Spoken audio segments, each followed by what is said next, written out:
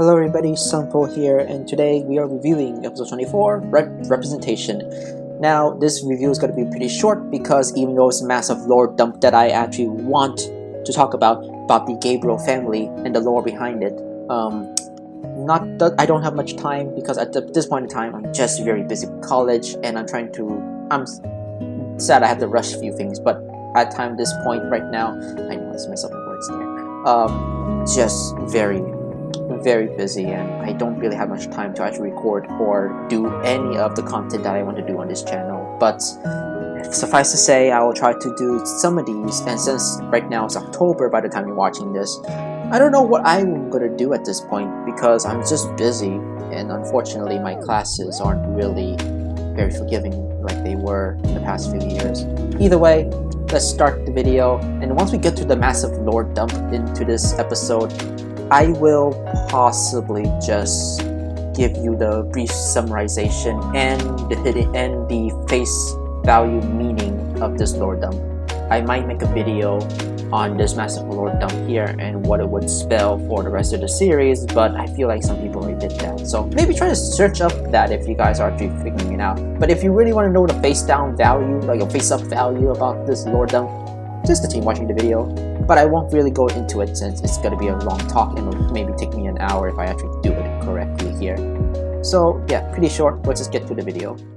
So basically we start with the London news, and let me say this, it is much more professional than in the French news, which is pretty surprising. They're talking about here the new mayor that's going to be elected in Paris. We have the old candidate that wanted to be mayor for the longest time apparently, but never kind of won. And then we have Miss Bougier, which is now, I guess I now remember her name now. Kind of weird why I didn't remember her name. Maybe it's because we've never seen her so much, but it's good to see that it's still very consistent with the previous episode. If you really want to know, the timeline in this episode takes place at least possibly like 2 to 3 hours. Kind of like 2 to 3 hours. I don't know how fast that private jet plane flies, but like about an hour to 3 hours has passed since the previous episode.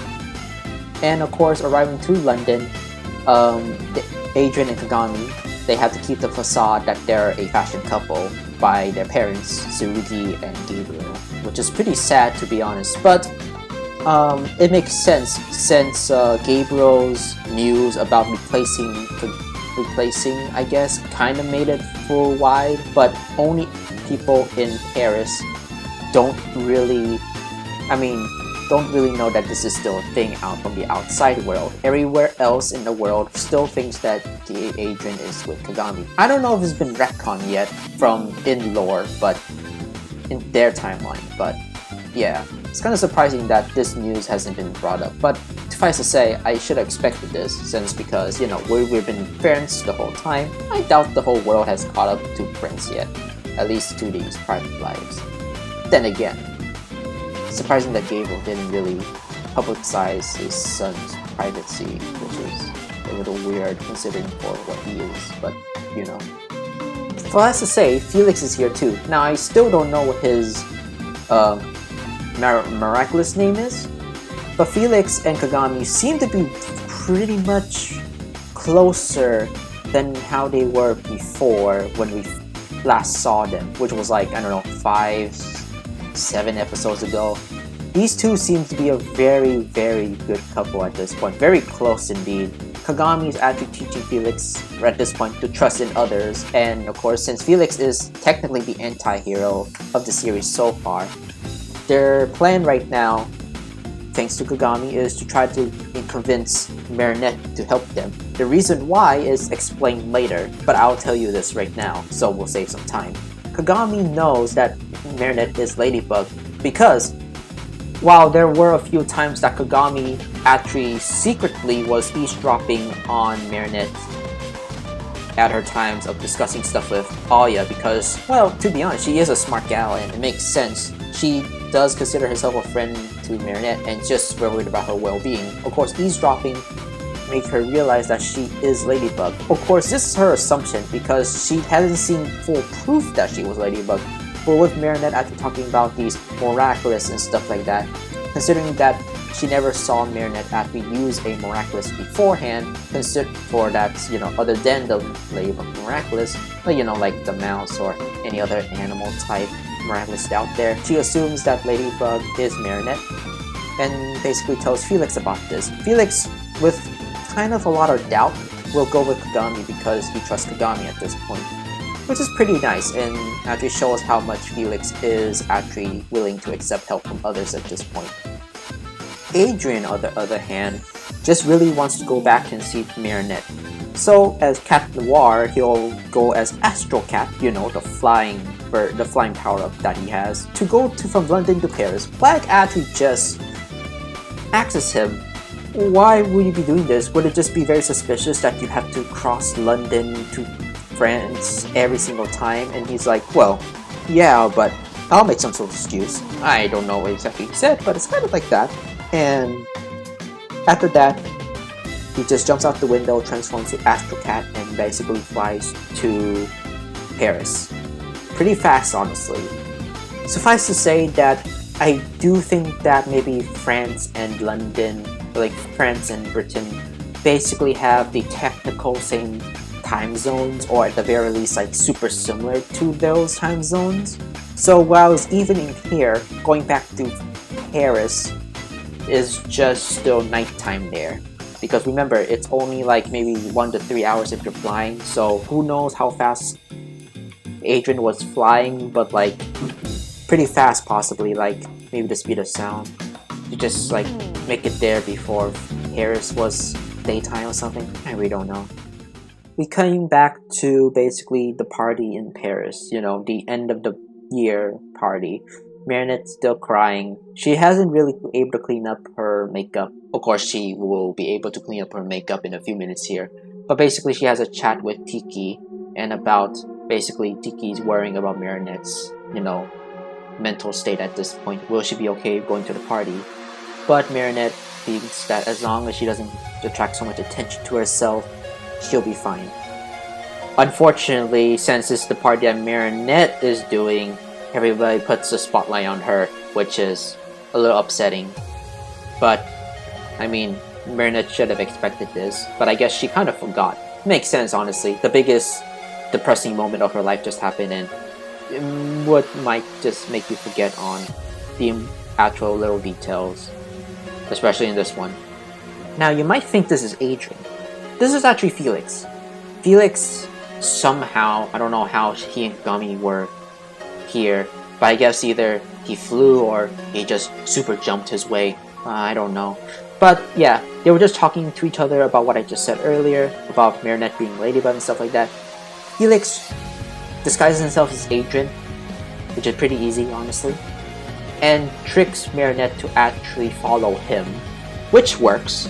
And as of now, I will not go to the full extent of explaining Marinette's path, but there were some interesting things I had to talk about, and it's specifically for the episode. Specifically for the episode itself, I accidentally paused the recording there. We have Kim. Now, Kim is the biggest factor here. That's the most weird in this episode. Kim's voice sounds super robotic and stereo for some reason. I'm not exactly sure why he sounds like this, but either that the recording is just kind of messed up, or just a lot of static, or maybe they did a previous recording or something like that. I'm hoping it's nothing too bad, but for some reason, his voice is just kind of weird. Maybe Kim's voice actor just got like a single take and that's about it. I'm hoping that's not the case, because this is like the worst quality control for a voice besides the last time we heard Kim. To be honest, Kim keeps sounding very weird and weirder through these episodes. I don't know what's happening to him, honestly. Yeah, it was just a food for thought. Kim just sounds very weird this episode. Seems like he's just on like stereo and sounds a little robotic. Kind of weird. You can tell in this episode because he was very much loud than normal, basically. I don't think it's the same in the other dubs, but that's what I heard. Oh, and Nathaniel and Mark.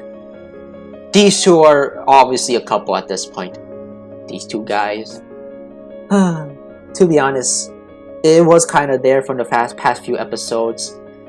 Kind of wish we've seen more of their relationship, but it is what it is. But hey, you got a comic book artist and a manga artist together. I'm guessing maybe it actually works that way. Of course, maybe Nathaniel was more of a book writer, story writer, but it is what it is. Gabriel realized that Adrian was gone because there was a secret camera there for some reason. But maybe the bodyguard actually realized, and as due to his payroll, he has to tell Gabriel. So yeah, Tsurugi was just kind of mad about Gabriel, and she told Gabriel to kumatize her, but Gabriel's like, I'll do this myself. Now then we walk to Natalie's room, and Gabriel is basically just kind of angry and thinking that this is all Natalie's fault, of course, and takes the ring that he gave her. It's like, you don't deserve the Agreste name, which is pretty sad and an a-hole move from Gabriel. But to be honest, it's kind of expected. But we should get a closer look at Natalie, because this is the most concerning, and actually, to be honest, the most concerning about this character. As you can see right now, Natalie's hair, her highlights are not red, but now like, gray out. I'm guessing right now that the effects of the Peacock Miraculous is actually taking a toll on her, which is a little upsetting though. First, it was basically just her, ability to actually breathe. Then it was her legs, and now it's kind of her hair. Now it looks like she's aging much more faster than usual. You can see also that she might have not gotten much any sleep at this point. It's a bit sad, but that's her condition right now. Of course, she still supports what, Adrian's mother and Adrian's well-being. So she's still trying to put up an argument here, but it's still that's all she could do, to be honest. Physically speaking, she can't really do anything much. But of course, after this, Gabriel has a plan. He turns to Monarch and basically makes a Mega Kuma, and he decides to Kumatize himself. Now this is like maybe the third or fourth, or maybe the fifth time he akumatized himself. But here's the thing. It's similar to, I feel like this whole thing is very similar to what happened into the movie in terms of this plot of father versus son. Not in a literal sort of sense, but like the father versus son thing, but they don't know that each other that they're the father or son at that point. So Cat Noir will be here fighting Gabriel. Gabriel just akumatized himself, and with the power of blowing into his staff,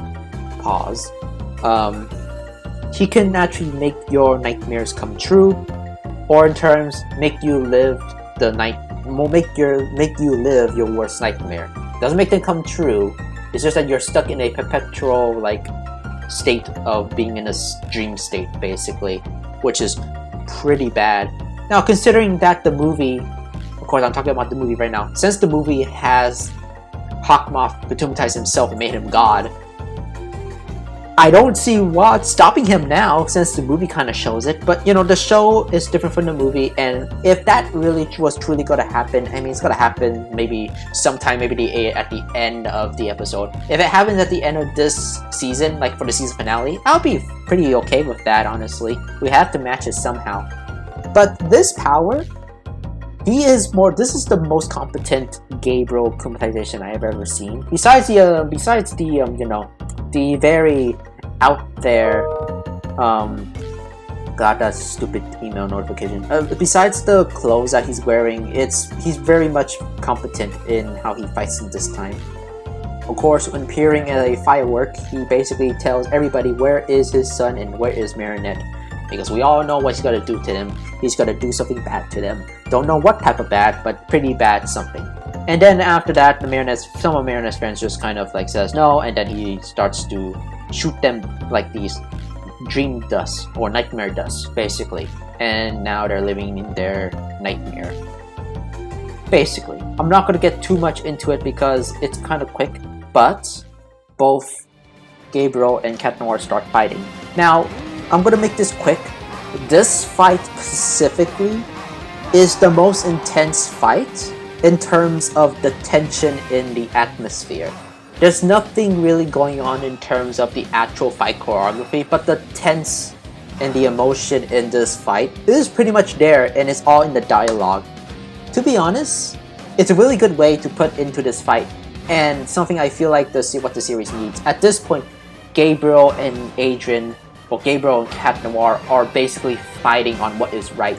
Gabriel feeling is what makes a good parent, and then it's Cat Noir saying here that basically kind of reflects back, saying what he truly feels even though he's Cat Noir. So he can actually say how he actually feels about Gabriel basically, and how he acts since he's not Adrien, because if he was Adrien, he doesn't know the repercussions, but as Cat Noir he kind of does, since he's just technically a stranger to Gabriel.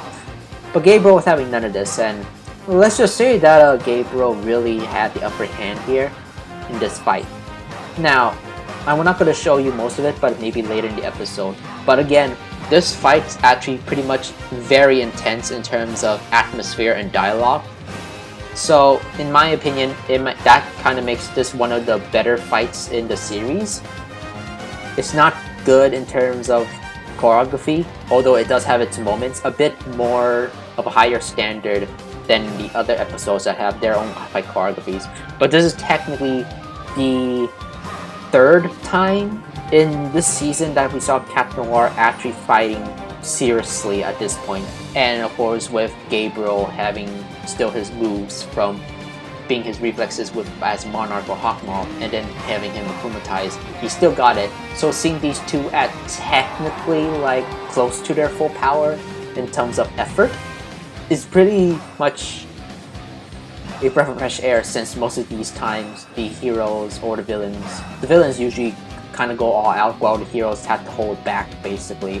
You can actually see in their efforts at this point they're giving their 100% at this point.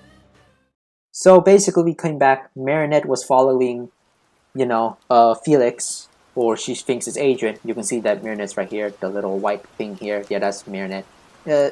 I'm sorry, it's a bad shot, but yeah. She's just crying here because she saw a picture that, I think Mark drew of Marinette and Adrien. So, like, it was just pretty sad. But then later, we see these two, and now it's time for them to invoke their plan by summoning a tripod with legs, a projector with legs. Now, this Sentimonster is just kind of harmless. It just gives... So, what I think the power of this one is, specifically, is that this one actually invokes shining a light onto a person and then telling a story that what the original creator wants to tell. Now, this is where the lore dump actually comes in. So, the projector shines on Marinette, which actually shines on the board, with Kagami and Felix, or Marinette thinks that it's still Adrien, of course. You cannot really blame her. To be honest, Felix and Adrien looks exactly the same. But then they actually wear these masks and later decorate their own bodies right here with markings. I think that's the projector doing it, because if they just took the time, this is like a very long and complicated way on how they are actually changing their details on their clothes so quickly. But I think it's just the projector. Either way, the story they're telling is about a place in London, basically. Having these two princesses of royalty, basically, growing up. One is carefree while the other one is obedient. Basically marrying two husbands. One is a witch folk, like a rich folk. I don't know what type of rich folk, but the other one is a fashion designer. That's their husbands. And then later on, even I can tell you this, that I cannot really show you any of the pictures here, but maybe in a future episode, maybe in a future video, I'll actually explain more about the lore. But maybe somebody already did it, like I said in the beginning. So try to find out if somebody actually made a lore explanation of this part, but I might make it in the future. Other than that, the thing is this. The main thing that you need to know. We were half right. The fans were half right about the Sentimonster thing. Adrien is not the Sentimonster. It was Felix. That was the biggest lore dump here. And what is worse is this. According to this, Gabriel gave the Peacock Miraculous to the rich folk, the rich man. And that rich man with the moustache basically made the sentient monster in her wife, so he can actually have a son, because that guy was jealous of Gabriel because Gabriel has an actual son. Unfortunately, he feels a bit more ill, and he actually blames it that the reason why of his bad luck going to is because of the boy. So he just becomes much more egregious to the boy. So basically, throughout the childhood, Felix is just the one who actually was bullied from the start, while Adrian was bullied when he was basically old enough to have a job as a young model. So technically speaking, Felix has the worst life, but technically speaking, ever since Felix's father died, he was technically living an okay life, just a little rubbing in here and there, but after having this love moment here, he needs Marinette's help so that not only Felix and Kagami can love each other, but Marinette and Adrian can love each other. Because at this point, Gabriel's story, he's kind of now reverting as the rich man with the moustache, which is a bit sad, to be honest. But that was like the biggest lore dump. So Adrian's not the sentient monster. Felix is.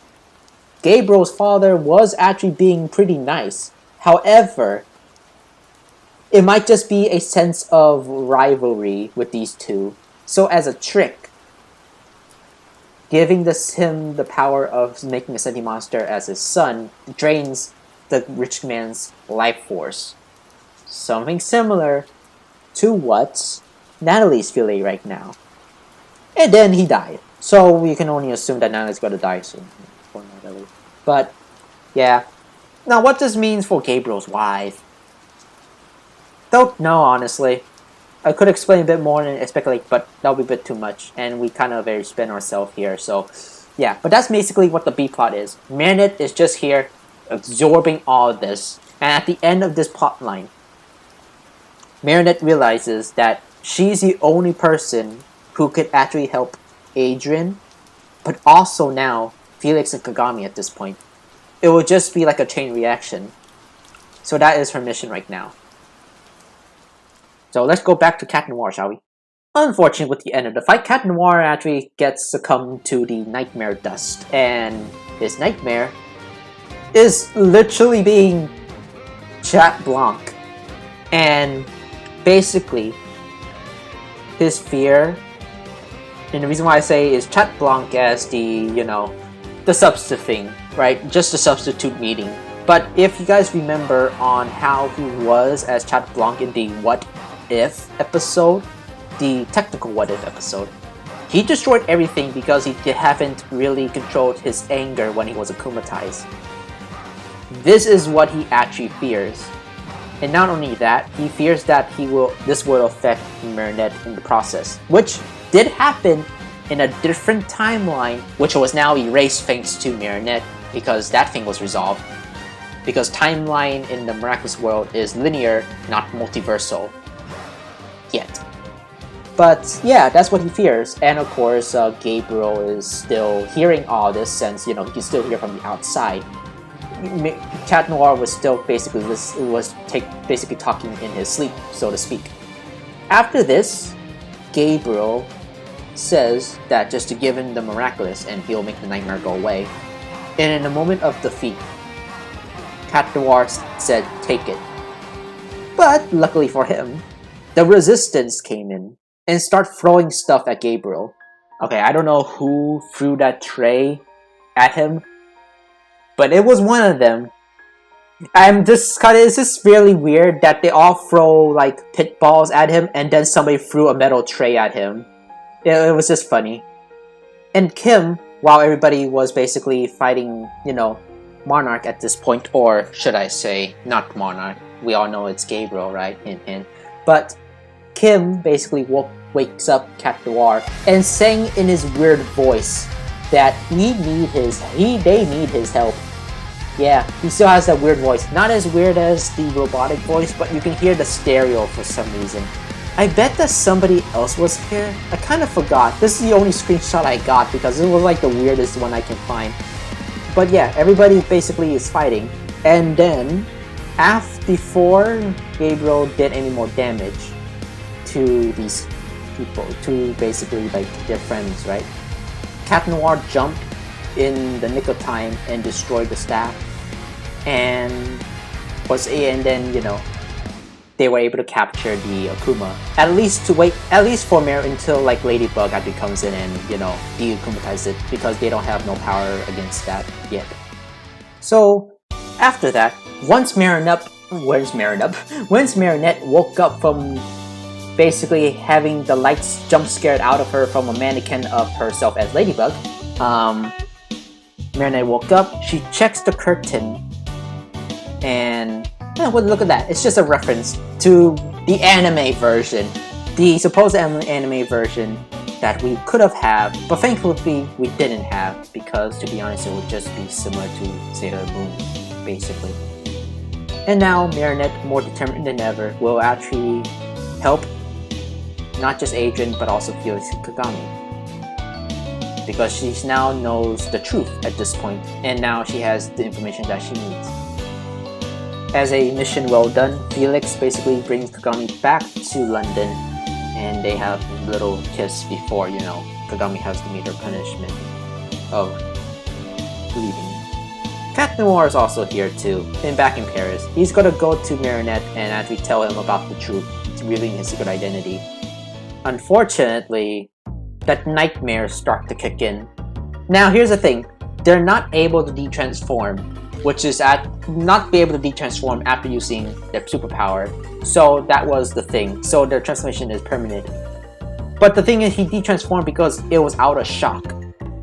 Because the thing is, since Ladybug never really used her Miraculous Ladybugs yet to fix everything, Adrian, and that would include Rose and Julica, who also got hit, they still have the nightmares. And at this point, the nightmares kind of convince him that he cannot tell Ladybug about his true identity, and he cannot tell her that what's going on at this point, the truth, that why he's separate, he's not in Paris anymore. So he'll try to move here and there. So yeah, stupid nightmares. So later, Adrian transforms into Astro Cat and flies to London, only to have Ladybug appear like in the next 2 minutes. Unfortunately, they miss each other. After basically finding the jarred Akuma that Cat Noir messaged her about, basically Ladybug finally uses the not really use the Miraculous Ladybugs. I think she actually forgot to do that. But she, you know, de-Akumatized the Akuma. Unfortunately, since Ladybug's not there, and she doesn't have the lucky charm from that fight because she was never there, she cannot reverse the effects. So Adrian will still have those nightmares. Pretty depressing, honestly.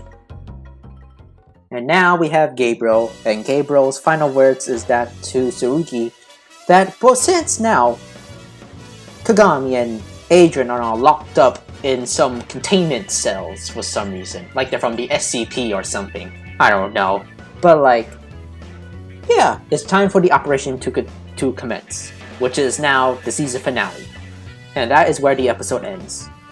Overall, it's a very, very good episode.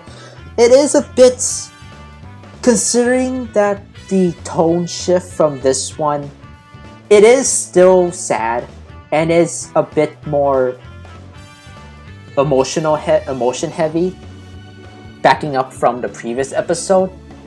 I don't know, the last episode was still better than this one. To be honest, I'll give this like a 8 out of 10.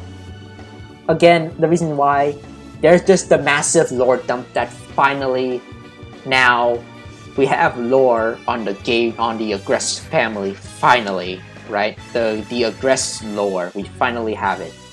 And of course, we have the fight between Gabriel and Cat Noir, with Cat Noir shouting his feelings out to Gabriel as if he were still Adrian, but with the non-limitation from being Adrian. As Cat Noir, he doesn't get the punishment what Adrian would have if he said it as Adrian, and hopefully you know what I mean. But that fight where Gabriel and Cat Noir were technically basically giving 100%, or at least almost 100% of their efforts, and technically almost going at least full power in effort, is just amazing, and it shows the scale and the atmosphere and tone of this fight. Unfortunately, the fight choreography is not as good. It's a little more above average than the fights that we had, which are like average. This is like an above average fight, but unfortunately it's nothing so impressive. The only impressive thing about this fight, again, it is just the atmosphere, and that's about it. So again, it is a bit short, but not as short. I still want to I still want to talk about the episode at least. For the lore, I might make a separate video about that. I'm not so sure, but I feel like somebody already made it out there. We'll just see if I have time or not. And yeah. So next time, it will be the season finale. I don't know if I'm gonna do the season finale as a whole or a two-parter, since the season finale is 2 episodes, but it is what it is. Either way, I'm Paul, and I'll see you guys next time for the season finale review, possibly the next Monday. I know I'm slow. I'm very busy with college, okay? Now, before I go, is this episode 8 out of 10. Please go watch it, at least for the massive lore dump of the Gabriel family. It took me a tiny bit, but I feel like after like a few times, and then when we get a bit more obvious to the stuff, like, oh, they're talking about Gabriel and Emily, and Emily's twin sister. Surprisingly, it's not Emily's crazy sister, but like, you know, it's something actually. Although maybe that's the reason why she actually gone crazy. Maybe.